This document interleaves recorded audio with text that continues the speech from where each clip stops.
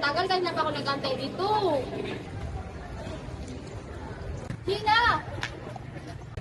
Sorry lang na-late ako. Kasi... Diyos ko, anong oras na? Tingnan mo, late na tayo. Nandun na yung prom natin. Tara na, bilis ako. Okay lang yan.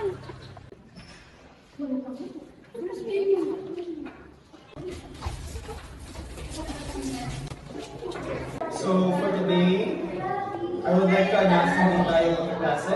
For today, I'll suspend our class for now and you guys can go. Thank you!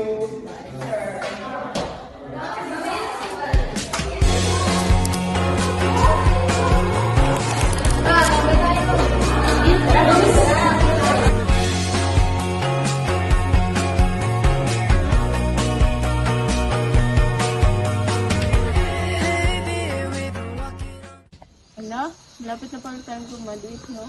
So, anong plano niyo? Basta ako, mag-ano ako siguro. Mag-abroad.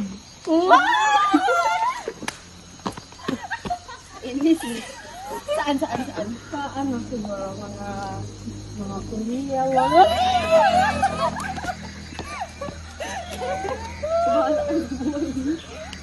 Basta ako tambay lang. Ano yan? Ano ka ba?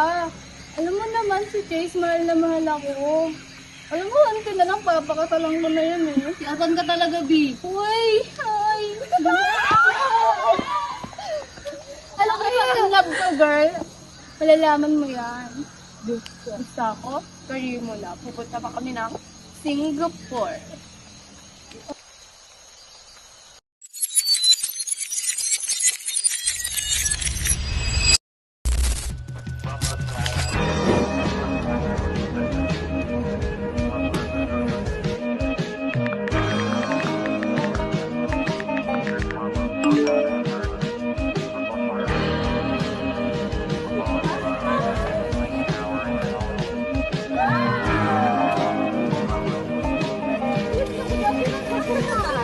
Saan ang Latina?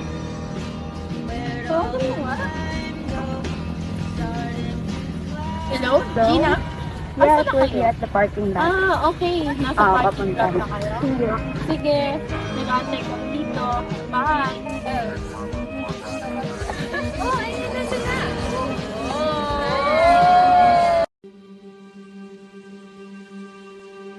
Oras ng sambahin ang ngalan mo.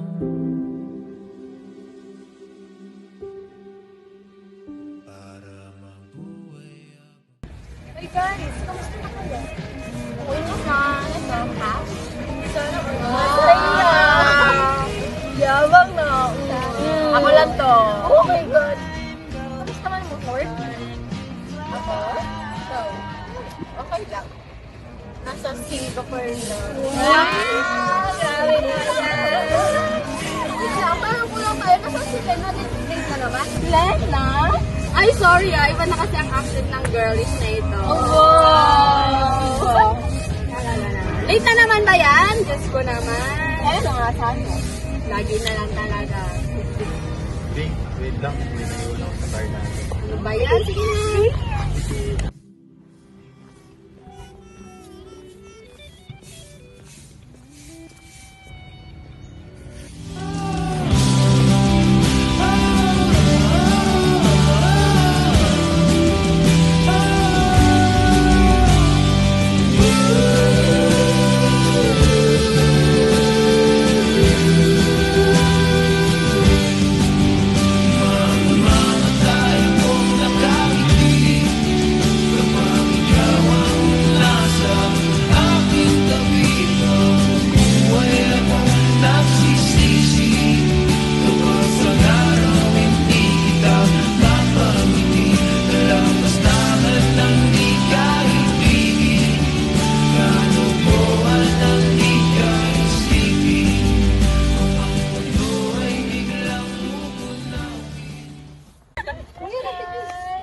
Lagi naman talagang late. Talaga naman.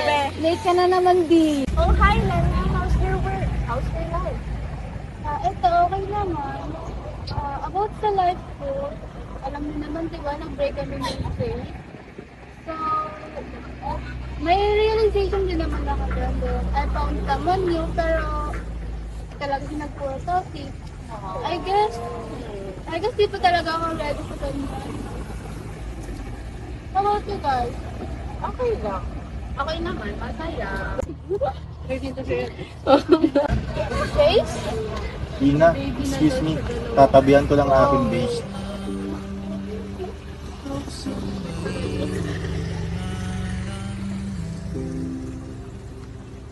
Kayo ba? Oo, kami.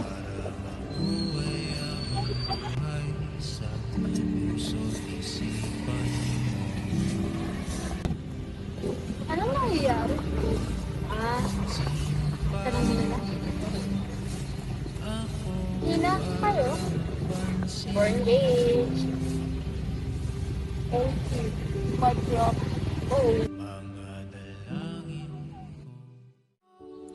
Hindi pala lahat ng desisyon minamadali. May mga bagay na kailangan munang paghandaan. Akala ko noon ng paghihintay, pag-aaksaya ng oras. Ngayon ko lang naintindihan. Minsan iyan ang pinakamatalinong hakbang.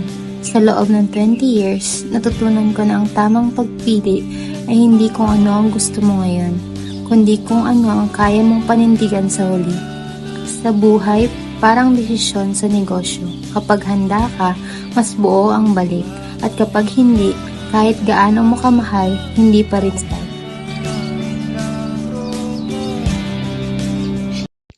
So once again guys, I hope napanood nyo ang isang magandang obra ng ating mga magagaling na estudyante. No? Palakpakan po natin. No?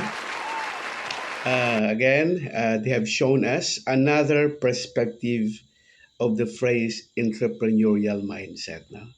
I hope nakita nyo po dun sa film na yung ating character ay talagang naghintay upang makapagpili ng maayos na partner sa buhay. No? Sabi nga daw niya, ang paghahanap ng partner ay tulad ng isang pagninegosyo. Pag nagkamali ka, well, hirap na yon, no? So I hope you've learned something from it. So ladies and gentlemen, kung nagustuhan niyo po yung palabas, sana po pumili po kayo ng pwedeng maging best actor or best actress sa kanila. And of course, please subscribe to this channel para naman may pakita natin sa kanila na na-appreciate po natin sila. So thank you very much once again, and let's have an entrepreneurial mindset.